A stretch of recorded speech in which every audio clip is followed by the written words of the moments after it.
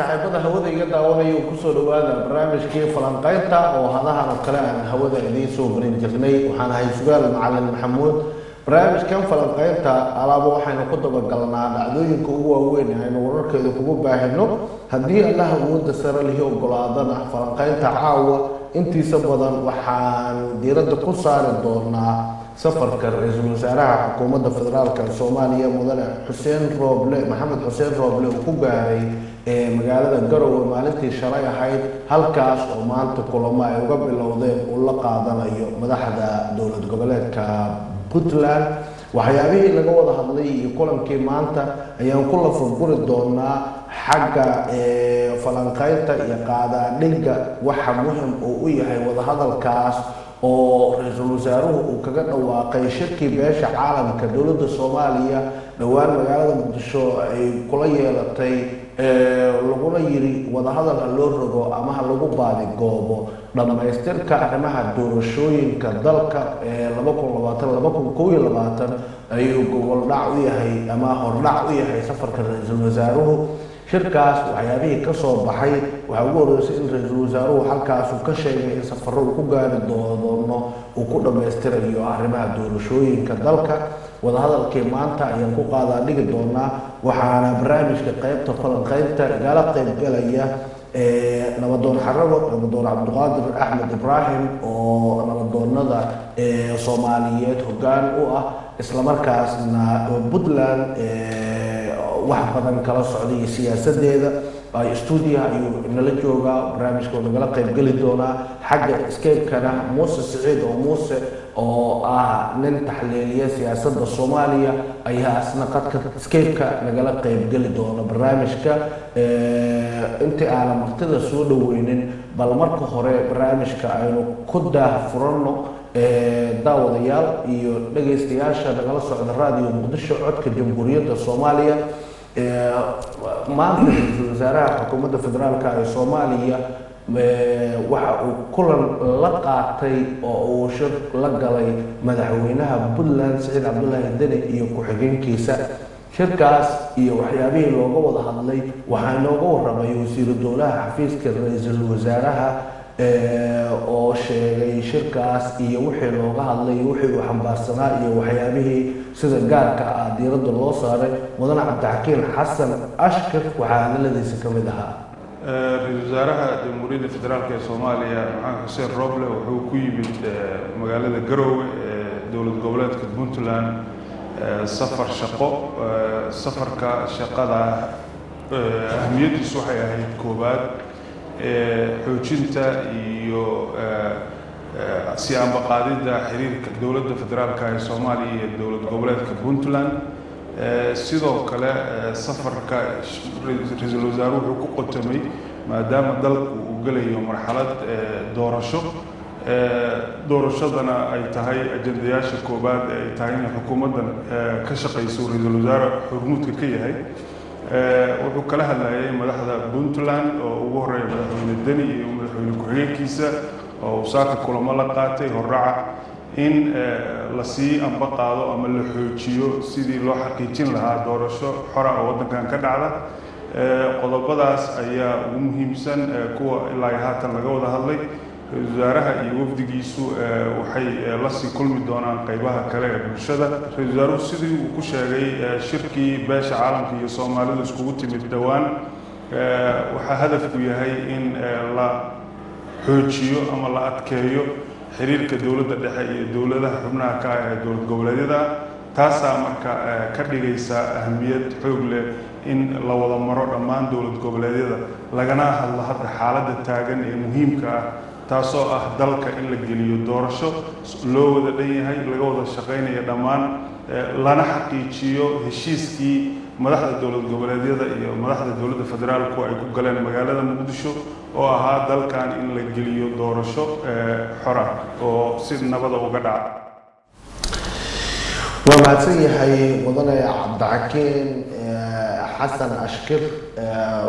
wasiir dowlaha xafiiska ra'iisul wasaaraha oo safarka ra'iisul wasaaraha ee Puntland iyo kulankii maanta madaxda Puntland uu la qaatay ra'iisul wasaaraha xukuumadda federaalka Soomaaliya inooga warbixinayay markan aan usoo daadegno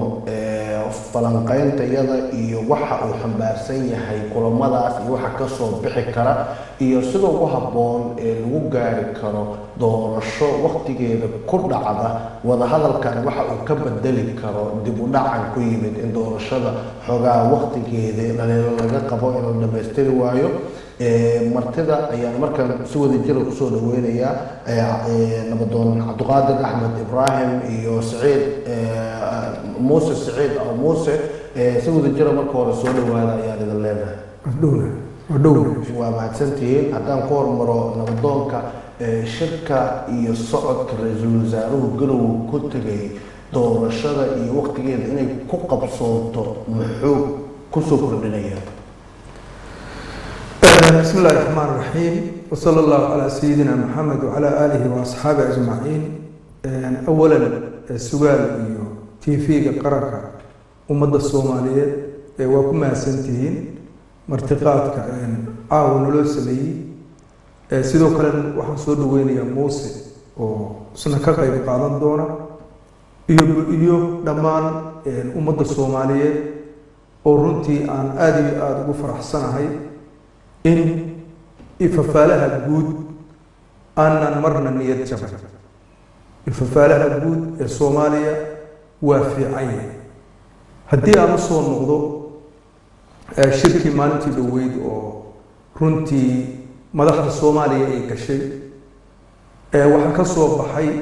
safarka oo cadeeyay ra'iisul wasaaruhu inuu kaga dhabayn doono intii hore uu soo maray ma inta kale inuu maray waa tallaabo fiican oo geesinimo leh oo gudanaya shaqadii loo igmaday ee ahayd inay la dhamaystiro doorashadii 2021 runtii doorashada Soomaaliya oo dhan maanta way ku baraarugsan tahay ama way rajaynaysaa in la helo 4 sano soo socota rajo wanaagsan rajada marka waxaan u soo fariisanay ama doonayna inaan Soomaali laba ka dhigno waxna waa dadkii hayay mas'uuliyad dadna waa dadkii shacabka oo sugayay oo anagu aanu ka mid nahay dadka madaxda ah mas'uuliyad baa saaran mas'uuliyadda waxa laga doonayaa inay isku meel u wadaan ra'yigu markuu bato waxa imaanaya tafaraaruq aad u fara badan laakiin ra'yiga marka la ururiyo oo hal meel loo wada jeesado waxa loo jeesanayaa ay dangu tahay oo dadka iyo dalka iyo diintooda lagu badbaadinayo taas waxay cadeynaysaa marka oo marxaanti u tahay in madaxdaas ay guuleysanayso laakiin haddii tafaraaruq iyo dana gaar iyo waxayna garanayn uu meesha soo galo waxa imaanaya in dib u dhac u yimaado runtii dawladda federaalka ee Soomaaliya oo madaxweynuhu uu hogaaminayo ra'iisul wasaaraha iyo xukuumaddiisuna maanta ay dadaalka ku jiro anigu waxaan qirayaa oo halkaan ka cadeynaya inay maanta meel fiican wax u marayaan inay rabaaniin in aan la gelin mushkilad siyaasadeed inaan la gelin waqti luma oo runtii ka luma dawladnimada Soomaaliya iyo sida wax loo wado si gaar ah ra'iisul wasaaruhu wuxuu tagay Puntland waxa laga doonayaa tanaasul aad u fara badan markii horena waa la ogaa haddana indhaha Soomaaliya ku haysta madaxda Puntland marka waxaan ugu baaqayaa in wax lagu farxo ay Soomaali ka dhageysato wax lagu farxana ay keenaan maxaa yeelay waxa ay meesha yaali wuxuu yahay waa dan guud weeye waa dan Soomaaliyeed danta Soomaalina waxa laga rabaa in la isu tanaasulo nabadoon xarago baaqa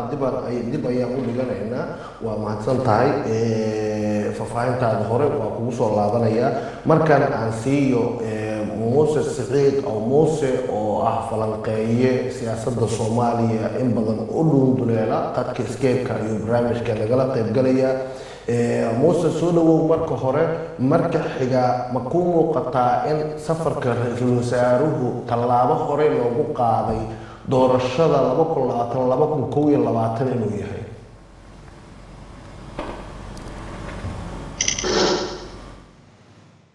بسم الله الحمد لله السؤال بعض ما حصل عدنا المدعين يسول وهم طلاب وقعد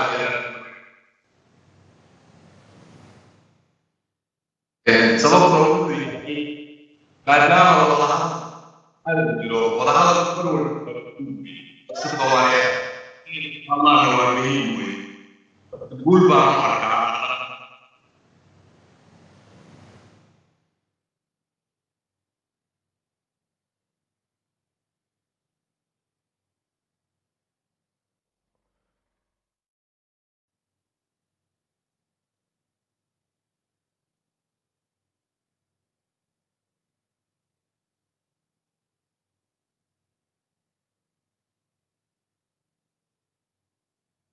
hore u soco hadalkaaga sii wado waa ku maqlaay hore u soco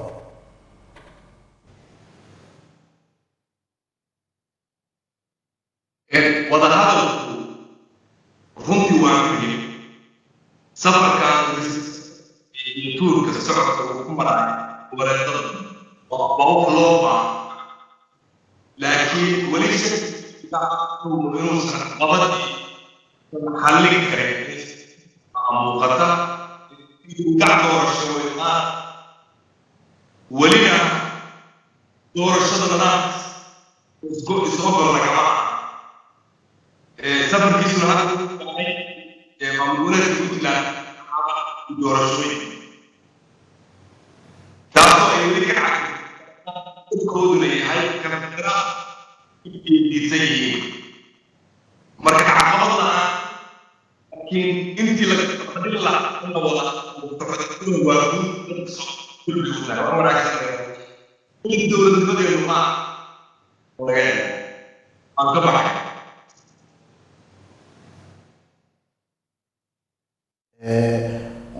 waxa ugu badan ee hadda la baadigoobayo waa in guddiyadii doorashooyinka la dhammaystiro horey dowladda federaalka waxay u magacaawday guddiga doorashooyinka iyo kii xalinta khilaafaadka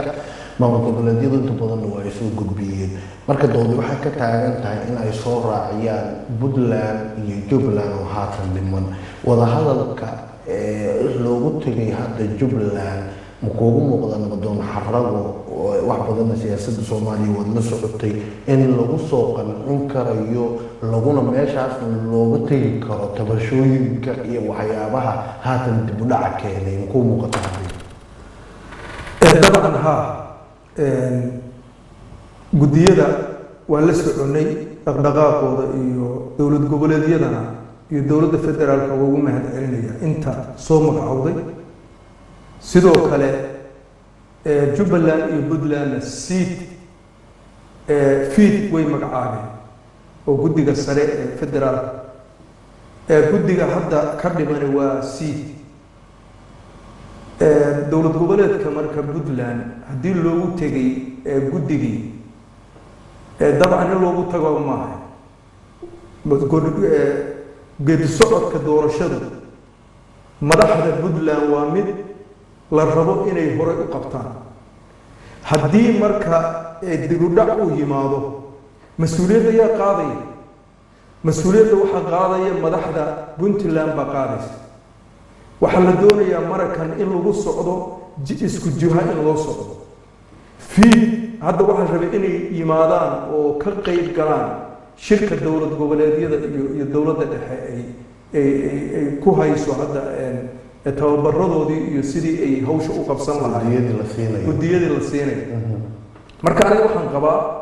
in loo tago oo guddi la warsado baabafool xuma iska soo fududayaan leeyahay marka waxa weeye lagama hari karo masiirka ummadda soomaaliyeed iyo jiritaanka iyo dowladnimadeeda iyo maanta waxa marxaladda aan marayno oo la rabo in 30 sano ka bacdi ummadda Soomaaliyeed isfahmi weydo oo ummadda Soomaaliyeed yani geed iyo kulliba iyo isafgarad ay isafgaran weydo oo la yiraahdo waxbaa maqan annagu horta uma fadhiyin laakiin waxaan baqabaa runtii ay ku mahadsan yihiin ra'iisul wasaaraha iyo golaha xukuumadda ama baarlamaanka Soomaaliya oo iyaga ruuxadooda waftiga ka mid ah way ku mahadsan yihiin inay dhexdhexaadin iyo wada hadal ay sameeyaan laakiin anigu markasta waxaan taaganahay oo caawa ku boorinaya waa arrin fool xumo ah in guddi shaqaynaya oo qaranka ummadda la rabo inay u adeegaan oo baarlamaanka labada gole la soo saaro in maanta yacni meel loo marmaro ama waqtiga lagu rido baaba fool xumo ah anigu waxaan leeyahay madaxda Puntland aad baan isu naqaan waa isgaranayna waxaan leeyahay madaxay yeelay taariikhdiinu ku dhiman waxaan waxba inay taray sababtoo ah Soomaaliya way horay u dayacantay horay bay dadku adeegoodii ma haystaan waxbarashadoodii baa ka luntay waxa weeye caafimaadkoodii baa lumay waa adag tahay oo maanta meel ay saaran tahay aan la garanayn amnigoodii iyo istiqraarkoodii baa wuxuu ku jiraa meelan ognahay uu yahay waxaan rabnaa marka maanta waa la isu jeedaa taariikhduna way qurbaysaa dadkuna mas-uuliyaddu amaamullahi ilaahay wuu xisaabi doonaa insha allahu tacaala waxaan rabaa dadku inay ilaahay ka yaabaan oo ilaahay kaga yaabaan in ummadda masaakiinta ah oo boqolkiiba 40 ay banaanka ku maqan yihiin boqolkiiba 65 intii joogana haddii dowladnimo iyo nidaam ay waayaan ay sii qaxi karaan oo sii baabi'i karaan anigu waxaan qabaa Soomaaliya isu tanaasusho dowlad goboleedyada hadda maqan oo Jubbaland iyo Puntland ku soo daraan qabaa bila shuruud ugu soo dara shaqada ummadda ha socoto dowladda federaalkana yaan la tuhmin inay dhibaato ka shaqeynayso sababtoo ah markasta oo gaab yimaado mas'uuliyadda iyada qaadaysa laakiin hal lagu baraarugo shacabka Soomaaliyeed inay ku baraarugaan meesha dhibaatadu ka jiro si yani hadhow aan eed loo saarin marka aniga aad baan u qabaa arrintaas in loo baahan yahay in la qabto oo iyagu ay dadaal u galaan نبضون حرقوا موسى سعيد أو موسى مركز وقوس الله بنيا mar haddii xukuumaddu ay tahay golihii laga doonayay arrimaha doorashooyinka in ay daadejiyaan dhammaystiraan isla markaasna waqtigeeda doorashada ilaaliyaan maxay tahay aad isleedahay waxyaabaha aysan kula tahay in aysan xallin karin mar haddii wadahadalkii ra-iisul wasaaruhu intuu u duulay garow ka degay miis iyo wixii la doonayay lagu hor fadhiistay oo lala fadhiistay madaxdii Puntland maxay kula tahay waxyaabaha aysan karaynin xukuumaddu in ay xal u hesho wallahi su'aal inta kaliya أنا أحس أنا توم بايا توم بدارم بايا توم كسيلوت روحان هي شغلة إنجليز مسارة نظام دول شغال officially إنجليز مسارة شغلة أصلي هاي هذا من أهان سمعوا هير كمية دولتنا هير كمية maamul goboleedyadu dadka stakeholders la saddex wax ku leh oo mashruuciin ka mid yihiin satisfied kama mashruuciin bisaykaas ma jiraan meesha barud fadlan waxa weeye dowladda federaalka waxa rabaa madaxweynuhu isaga mas'uuliyad cidna ku hadlay in shacabka la hadlo in goboleedyada la hadlo wasaaraha shaqada هذيك العقبات وأنا أقول لك أنا ما أعرف الموضوع وكسر سنة ومالية عقبات السلمة هي بعض صورة حلو مقومة أيوه لبعض الأقوال واحد كنا سك ترتيبنا وترتيبنا عليها doorashadu waa tartan dadkan isteedka musafiinta ku jira waa dadkii guddiga fari madaxweynaha kursiga kula tartama talada dalka wax ka qaba maadaama doorashada badan qof iyo codad laga leexay iyadoo dastuur huwa heshiiska lagu tiriye tada wax laga geliyo inuu iyaga hor fadhiisto goboleedyada hor fadhiisto aan officialka idealismka yihiinta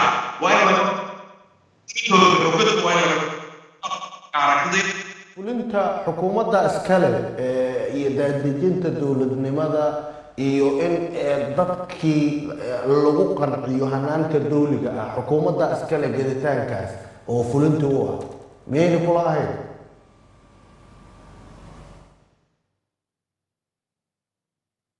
sugaal waa run xukuumadda iskale falsafada nooc idealismba sida ay ku qurxoon tahay aragti siyaasadeed oo taaga duwan waaqic dadka ku sugannahay wax kale soomaalida kalaba waqtina oo kale taayba midda amka hanaanka uu yahay baa ku shaqeynayna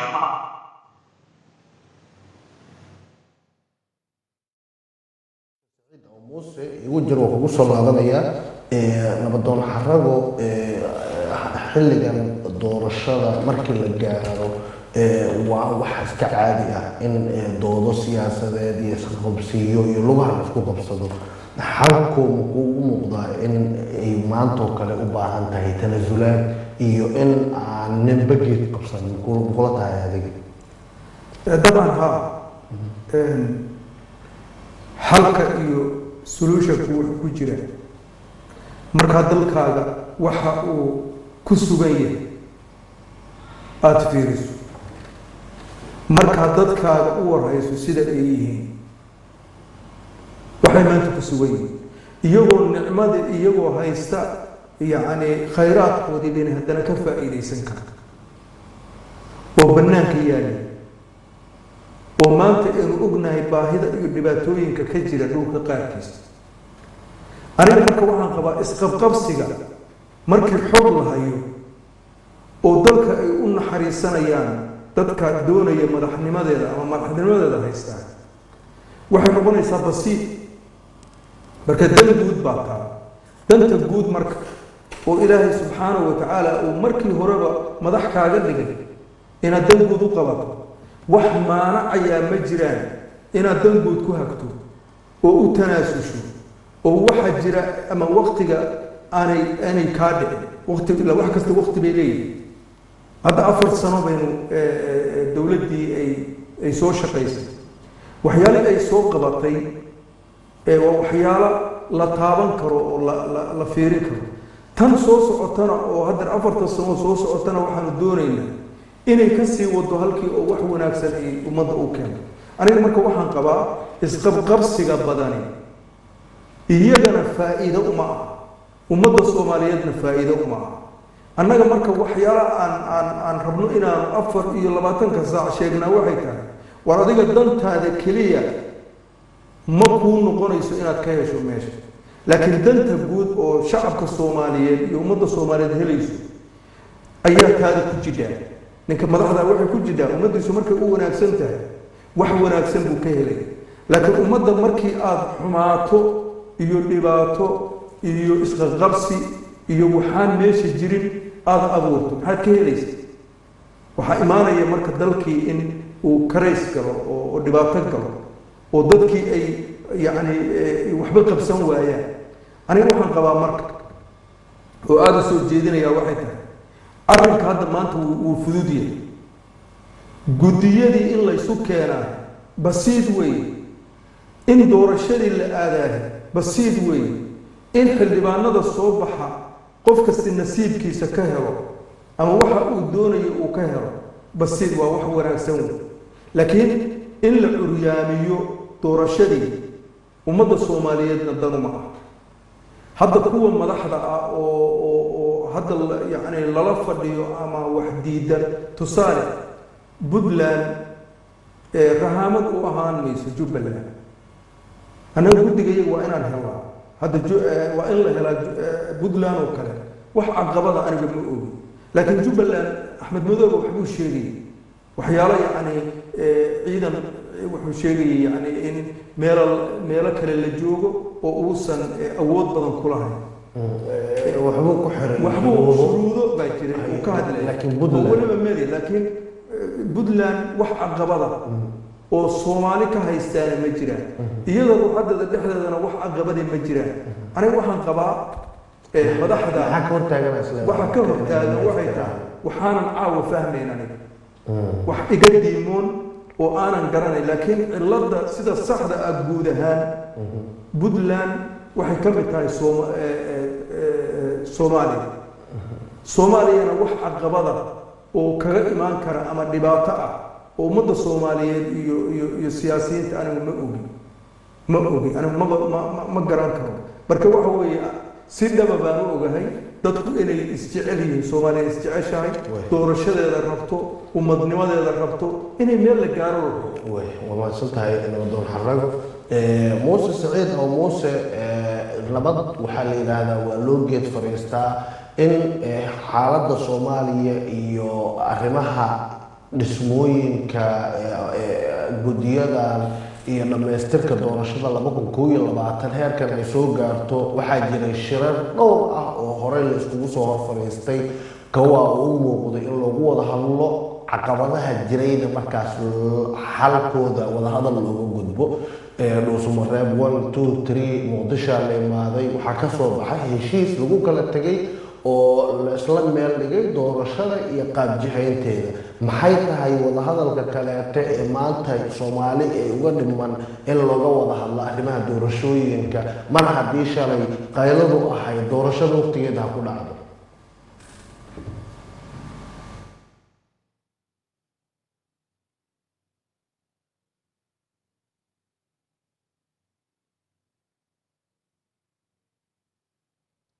Muuse adoo kaamiradaada meesheeda fadhiisanaya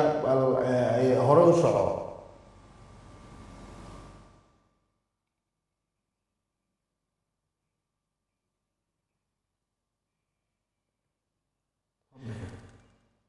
halo Muuse haddii aad maqasho hore u soco wanaagsan tahay kaamirada iyo waxbuu saxanaya waan kusoo laabanaynaa Muuse dib uga laabanayna nabadoon shalay dooda taagneed waxay ahayd doorashada xilligeeda ha ku dhacdo si xilligeeda loogu saleeyana waa tii wada hadal iyo shirar caalami loo galay marka mar haddii wada hadalkaas iyo shirarkaas Soomaali maanta wada hadalka kaleete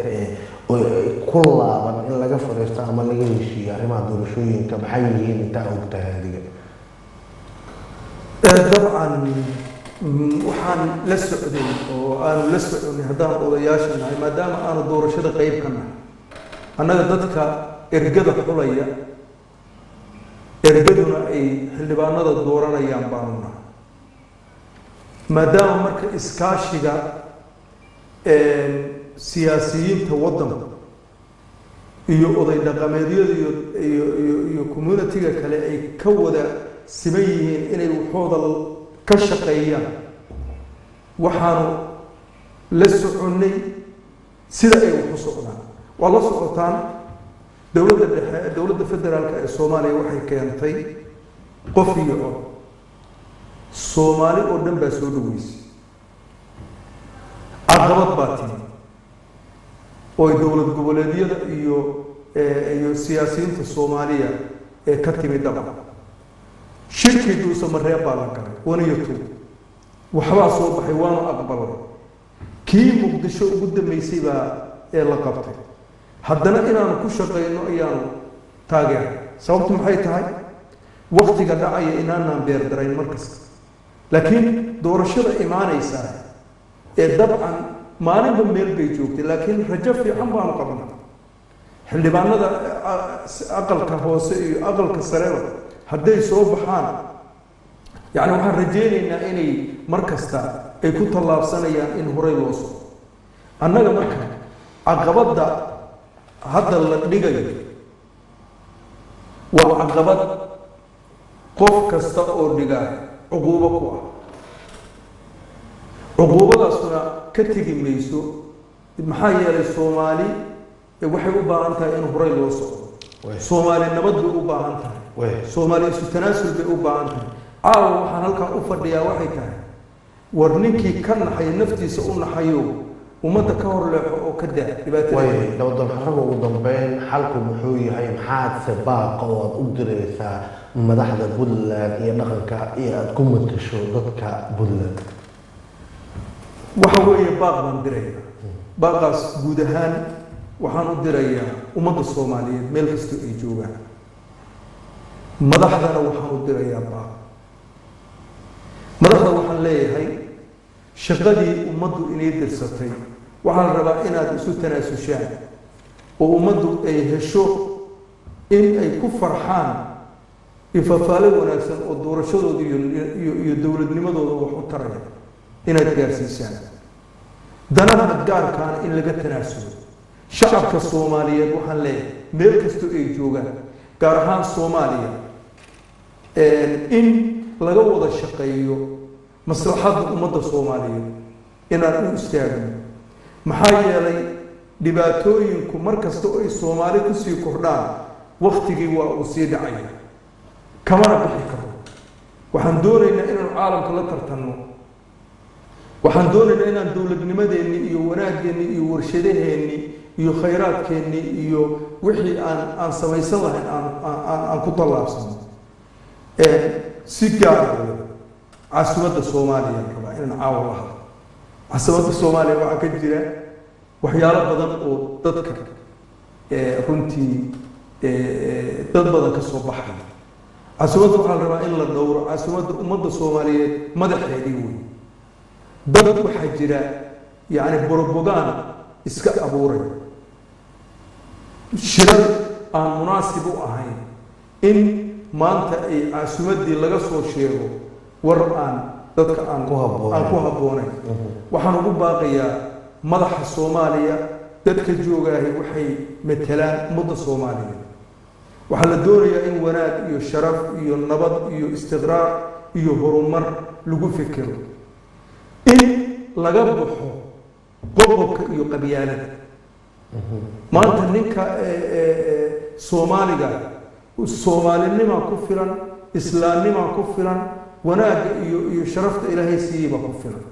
maxaa yeelay qof kasta oo Soomaaliya oday baan ah qof kasta oo Soomaaliya sharaftiisa raba qof kasta oo Soomaaliya horumarkiisa raba qof kasta oo Soomaaliya inuu ku qancaan raba wadankiisa marka baaqa waa wax dib noo dhigaya iyo shalay meesheenu ka nimid yaan dib loogu noqon waxaa la rabaa qof kasta mas'uuliyadiisa iyo wanaagiisa iyo odaynimadiisa yani taasay ku jiraan madaxda Puntland maxaa baaqa u diraysaa madaxda Puntland waxaan leeyahay oo caawa kula hadlaya in la yimaado oo dawladda dhexe inay timaado oo waxayna warsato baaba wax weyn laakiin waxaan qabaa wixii layniga baahdo oo ummadda Soomaaliyeed dan u ah oo ummadda Soomaaliyeed hore ugu socon karo maxaa yeelay waxaanu 1998 marka la dhisayay Soomaaliya in lagu gaaro qaran Soomaaliyeed oo horta maamulka lagu dhisay masalada labaadna waxay ahayd maamul goboleedyada bay ugu horeysay haddana waxa aanu ku faani jiray oo markasta ku qancin jiray ummadda Soomaaliyeed hormuud baan u nahay doorashooyinka hormuud baan u nahay horumarka hormuud baan u nahay ganacsiga iyo istiqraarka iyo nabadda hormuud baan wax kasta u nahay baan oran jiray maanta marka in laga dayo meel kale waxay ku tahay wax aad loogan waxaan leeyahay warka maanta yaal bedela wanaag ku bedela wixii laynaga baahdo fuliya madaxnimo iyo Soomaali waxaad u haydeen tanaasulaan leeyahay aada u mahadsan tahay nabadoon xarago oo barnaamijka igala qaybgalayay aada buu u mahadsan yahay waxaan sidoo kale u mahadcelinayaa muuse saciid oo muuse oo kaamirada cilada uga timid barnaamijka dabeeqadiisii oo barnaamijka qaybihiisa hore nagala qayb galay barnaamijka falanqeynta ayaan daawadayaal ku guda jirnaaye qodobka xiga haddii aan soo qabto qaybihii dambe ayaan maraynaye gudoomiyaha golaha shacabka ee baarlamaanka jamhuuriyadda soomaaliya mudane maxamed mursal sheekh cabdiraxmaan maanta waxa uu sheegay in baarlamaanka tobnaad uu sii shaqeyn doono inta laga helayo in lasoo gudbiyo ama lasoo doorto ama ay soo shaqo galaan baarlamaanka 11aad ee baarlamaankan hadda shaqeynaya bedeli doono waxaa hadaladiisi ka mid ahaa maanta maruu ka hadlayay gudoomiyuhu baarlamaanka kala fadhigiisii toddobaad kulankiisii wadajirka ah ee lixaad ee qabsoomay 26 bisha 9aad 2020 wuxuu ansixiyey sharciga heshiiska siyaasadeed ee jeedinta doorashooyinka baarlamaanka federaalka ee 2020 waxaan rabaa inaad xasuusataan heshiiskaasi oo ay ku heshiiyeen dowladaha xubinka ah dowladda federaalka iyo dowladda federaalka waxaan u bedelnay sharci lagu aado doorasho dadban 2020 waxaa ku dhex jira qodob ilaalinaya in uusan dhicin firaaq dastuuriya uusan dhicin waxaan isweydiinay marka firaaq dastuuriya muxuu yahay qodobka sidaan ayuu baarlamaanka u ansixiyey waa qodobka saddexaad oo sharcigii doorashooyinka dadban aan ku ansixinay waa xilhaynta hay-adaha dastuuriga ee dowladda faqradda koowaad si aysan u dhicin firaaq ku yimaada sharciyada jiritaanka hay-adaha dastuuriga ee dowladda federaalka baarlamaanka tobnaad oo awoodihiisa dastuuriga ah u dhammaystiran ayaa xilkiisa sii haynaya ilaa iyo maalinta la daariyo xildhibaanada loo soo doortay baarlamaanka cusub ee 11aad ee Soomaaliya si waafaqsan qodobka 6aad ee dastuurka federaalka iyo wax ka bedelka lagu sameeyay sharciga lambar 27 bishii 6aad 2016 fasiraad yar waxaan u baahannahay marka qodobka 6aad qaabka wax loogu bedelay inaan fahmo aada u mahadsan yahay gudoomiyaha golaha shacabka isaga ayaana barnaamijkii falanqeynta noogu dambeeyey daawadayaasheeda telefishinka qaranka soomaaliyeed naga daawanaya iyo dhegeystayaasheeda nagala socda raadiyo muqdisho codka jamhuuriyadda soomaaliya barnaamijka intaas ayaan kusoo gabagabeynaya waxaan u mahadcelinayaa martidii barnaamijka iyo saaxiibadii xagga farsamada iyo muuqaalkaba iga caawinayay barnaamijka waxaa idiin soo saaray halkan idinkala socodsiinaya anigoo sugaal macalin maxamuud tan iyo intaan barnaamijkan lamida ku kulmeyno saaxiibayaal waxaan idinkaga tegaynaa nabadgelyo